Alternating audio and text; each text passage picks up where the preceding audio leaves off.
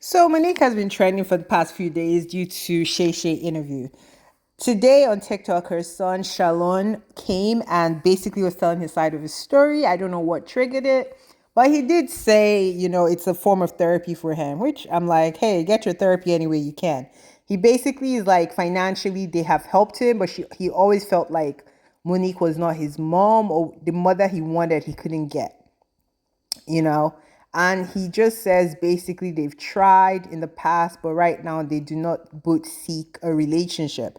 That when he had his daughter, he tried to give her a grandma, but he also said that relationship attempt failed as well.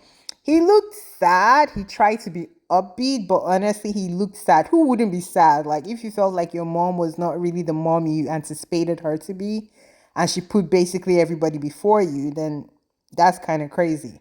And he also referenced Sydney, Monique's husband, that's her daddy. He was being a bit shady there, but yeah, it was just sad because I was just like, what? So, and they've had issues for a while because even DL Hughley, I think, said that's why your own child doesn't speak to you and things like that. So it's not a secret that he and Monique have not gotten along for the longest, but he felt like putting his part of the story out there. It's still on his TikTok if you want to go see his the show Nomad Dad. So yeah, go check him out and see what he has to say. His whole TikTok is a bit sad though. Um, then Monique and Sydney obviously had to respond. I don't think they should have responded. Like, Monique, you're on such a high. Yes, you. It's unfortunate, but when people say you seem negative and bitter, it kind of seems that way. And I know she has very valid points to fight against, but I feel like everything should not be addressed. Like, this is your biological child. This is someone that you should be protective of. You should not address him on a public forum. Then it's the whole video starts. Monique tries to talk. Then, as usual, Sydney takes over, and I'm just like, Monique is the star. Monique is the mom. We want to hear what she has to say, not what Sydney has to say. And I'm not saying don't honor your husband, but as a manager, should he be forefront? I don't know. I don't think so, because other people have managers, and maybe because he's the husband, that's why he's so in front and he gives people a bad taste. But yeah, I just feel like unfortunately they keep pushing that he should be in this forefront, and I think it jeopardizes Monique's opportunities because I truly feel people do not want to deal with the husband. That's just what I feel. But they address Sydney as Shalon's uncle.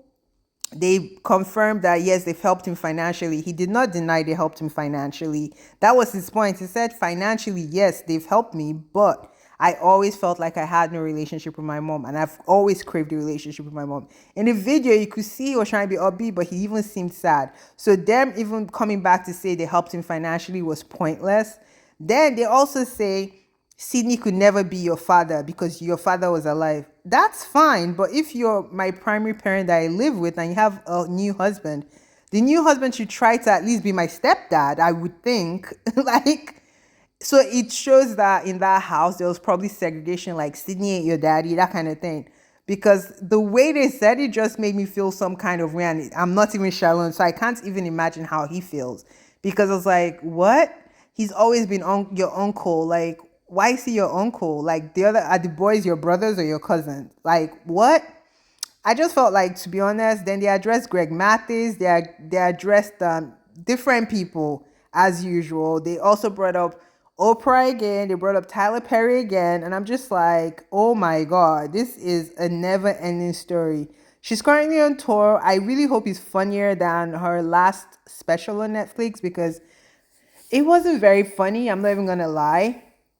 And I'm rooting for Monique. I do want to see her do good, but sometimes like the people you surround yourself around might be detrimental to you in a way that you don't even see. Because yes, it's her husband, but is there a level of envy there that Monique is the star? Because this whole life he spoke for 90% of the time, which was weird because Monique's son literally addressed Monique. He didn't mention Sydney, only like her daddy. That was the only comment he made. So for it to be a Sydney recap, I just didn't understand why he needed to do that at all.